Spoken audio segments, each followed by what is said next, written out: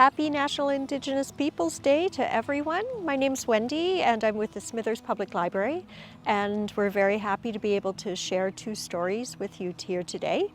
So the first one I'm reading with permission from the publisher Greystone Books. It's called The Little Hummingbird by Michael Nicol Yagulanas, and this is a South American tale from the Altiplano people.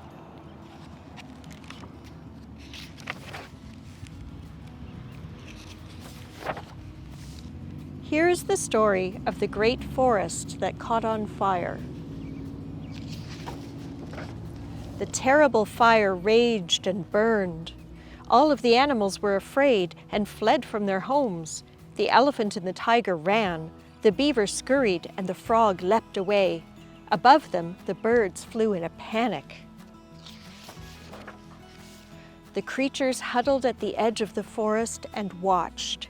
All except for one. Little Hummingbird did not abandon the forest. She flew as fast as she could to the stream. She picked up a single drop of water in her tiny beak. Little Hummingbird flew back and let the water fall onto the ferocious fire. She dashed to the stream and brought another drop, and she continued, back and forth, back and forth. The other animals watched Little Hummingbird, and they were frightened. "What can I do?" sobbed Rabbit. "The fire is so hot, and I am scared." "This fire is so big," howled Wolf, "and I am so small." "I can't do anything about this fire," croaked Frog. "My wings will burn," cried Owl. Little Hummingbird continued her work. She flew quickly, picking up more water and putting it, drop by drop, onto the burning forest. Finally, Big Bear said, "Little Hummingbird, what are you doing?" Little Hummingbird looked at the other animals. She said, "I'm doing everything I can." That was the story of Little Hummingbird. I have one more story for you today. And this one I'm reading with permission from Penguin Random House Publishers. This is the story of the first strawberries. It's a Cherokee story, and it's retold by Joseph Bruchak, who is Abenaki heritage, with pictures by Anya Wojtek.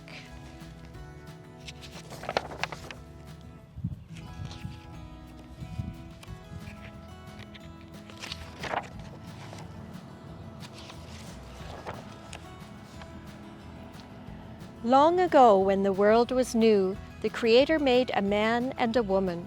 The two of them were made at the same time so that neither would be lonesome. They married, and for a long time they lived together and were happy. There they are. Then, one afternoon, the man came home from hunting and found that the woman had not yet begun to prepare their meal. Instead, she was out picking flowers. The man grew angry. "I'm hungry," he said in a cold voice. "Do you expect me to eat flowers?" Now the wife too became angry. She had picked those flowers to share their beauty with her husband.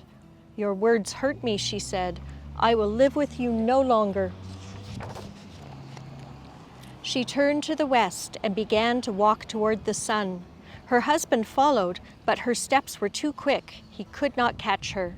He called her name, but she could not hear him. He went as fast as he could go, but his wife was much faster.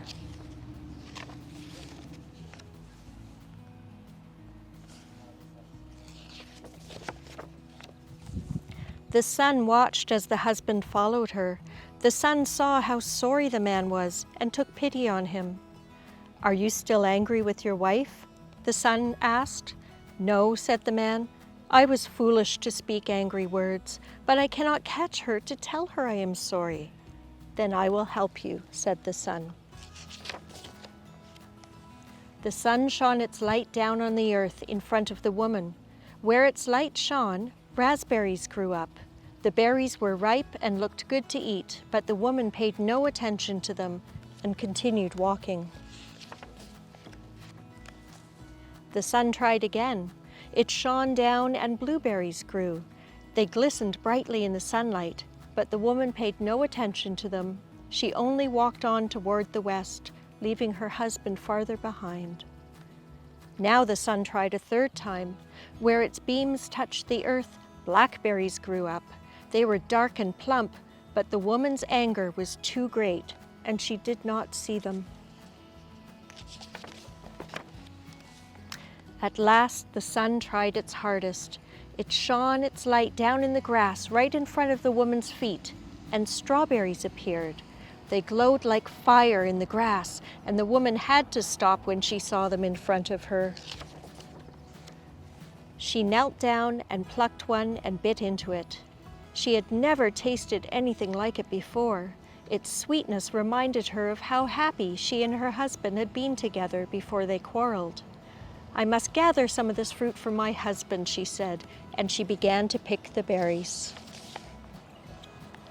She was still picking them when the man caught up to her.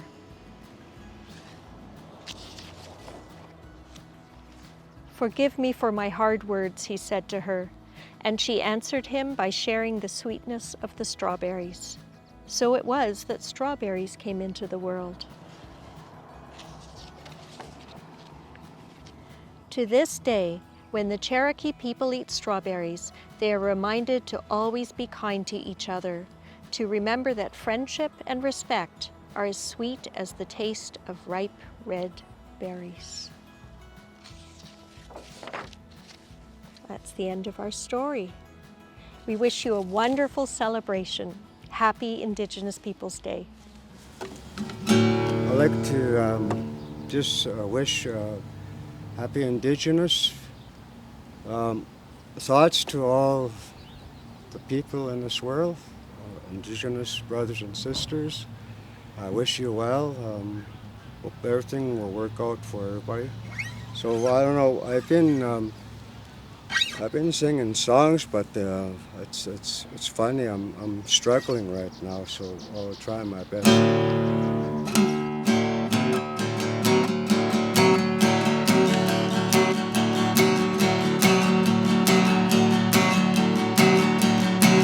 I got a green light, baby. I gotta keep moving on. I got a green light, baby. I gotta keep moving on.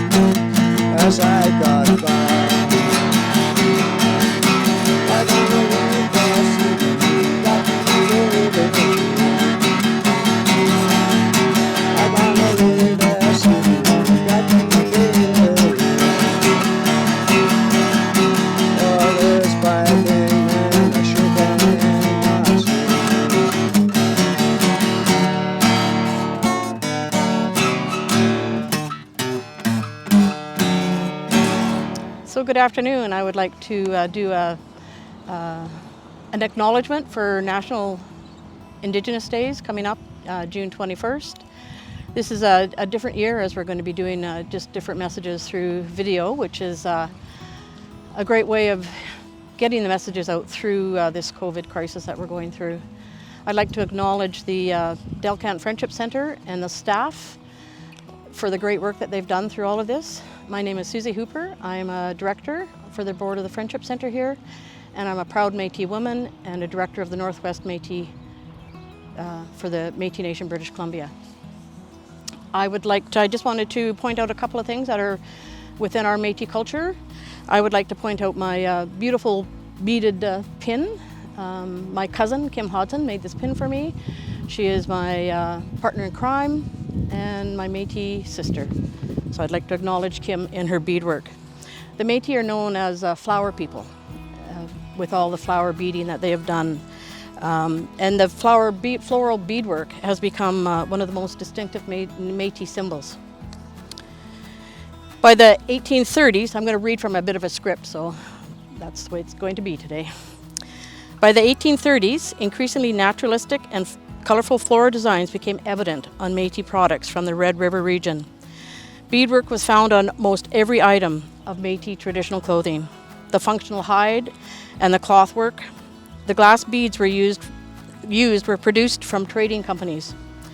Beaded clothing included moccasins, coats, vests, bags, belt, and mittens. And you can see a lot of the beadwork, some beautiful beadwork in some of the cultural museums, and I proudly wear, many Métis people proudly wear their beadwork. I'd also like to acknowledge the sash. I have a sash here, and I'd like to just explain a bit of the history of the sash. The sash was used by Métis as a practical item of clothing. It is decorative, warm, and could be used to replace a rope to trump line if none were available. The sash has been the most persistent element of traditional Métis dress, worn long after the capote. The sash is one of the most recognized garments worn by Métis. Traditionally, the sash was worn by men, and today it can be seen on both genders, either tied at the waist or draped across one shoulder. The sash can come in many different color variations, and in the past, certain colors and patterns were used to identify specific families from various communities. In the sash I have, I'll let you know what the colors mean in this sash. Red, the color red, is for the blood the Métis shed throughout the years while fighting for our rights. Blue is for the depth of our spirit. Green is for the fertility of our nation. White is for our connection to the earth and our Creator. Yellow is for the prosperity and our prospect of our future. Black is for the dark period of suppression and dispossession of Métis land. Originally, the sash was used for back support for the Métis voyageurs that traveled through the fur trails. It was a belt that was finger woven and had a fringe that hung down on either end.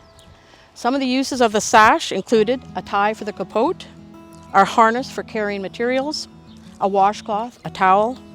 The fringed ends were used as thread for emergency sewing kit.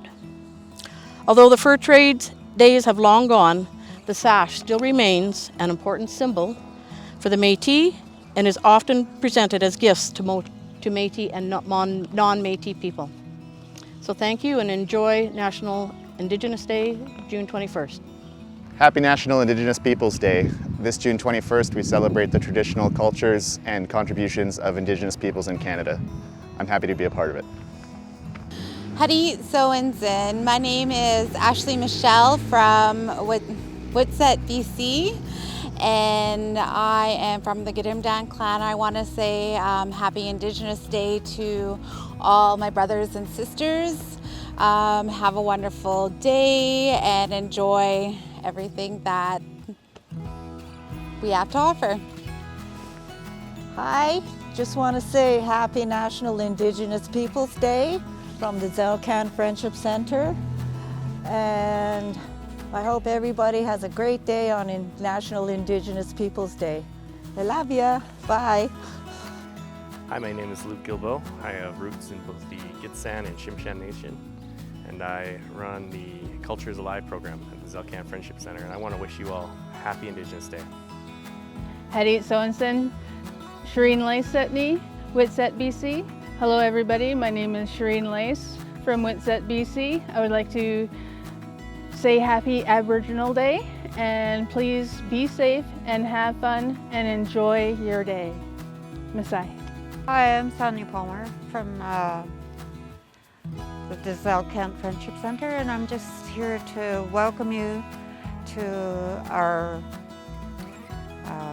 Aboriginal Day, what we're trying to promote for everyone out there.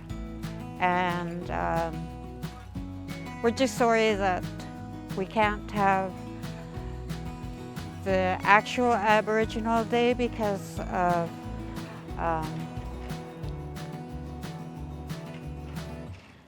being social distancing. And I would also just like to wish you all a happy Aboriginal Day, and please be safe and take care of each other, and also take care of your elders, and make sure everyone is washing your hands and being creative and doing as much crafts or exercises as you can, because we're not all able to get out and go to different places as we used to. So please take care. The Friendship Center sends you all our love, and that's basically all I would like to say. Take care and love you all. Thank you. Howdy everyone, this is Gayleen Morris from Whitset, BC. I come from the Dze clan. I am the drug and alcohol facilitator with the Dze L K'ant Friendship Center. I just wanted to wish everybody a great Indigenous Peoples Day. Hello everyone, my name is Almira, and I've been working at the Friendship Center for about 10 months now. The National Indigenous Peoples Day is an important day to remind everyone of all the contributions made by Indigenous people. I know it's a hard time now, but it's also an opportunity to get creative and celebrate this day, and also to celebrate cultures and diversity with everybody around the world in a safe environment. I hope you enjoy your day. Thanks. Hey guys, my name's Ganam Gatina of the Gitxsan Nation. My friends call me Nika. Today we come together to celebrate the many people who first called this land home. I hope with all the uncertainties in the world today, National Indigenous Peoples Day of 2020 is celebrated with kindness, honor, and it can only bring us closer together. Hello, Diana here, HIV and AIDS awareness worker, and this is my first time to celebrate Aboriginal Day, and I'm so much excited. I just want to wish you a happy day, and may you enjoy this day. Thank you. Bye. Well, my name is Fred Williams. I'm from Fort Babine. I lived there all my life, so well, our people have been playing guitar since I was growing up. Got involved with the singing that they do. There was no electric those days, so everything was acoustic, accordion. But there's one song that they came up, which I had to temper.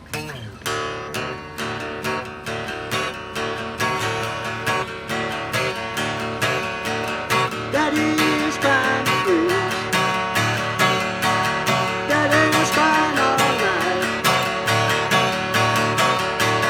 Daddy's kind of good. Daddy's fine all night. We went for changes, yeah. Drinking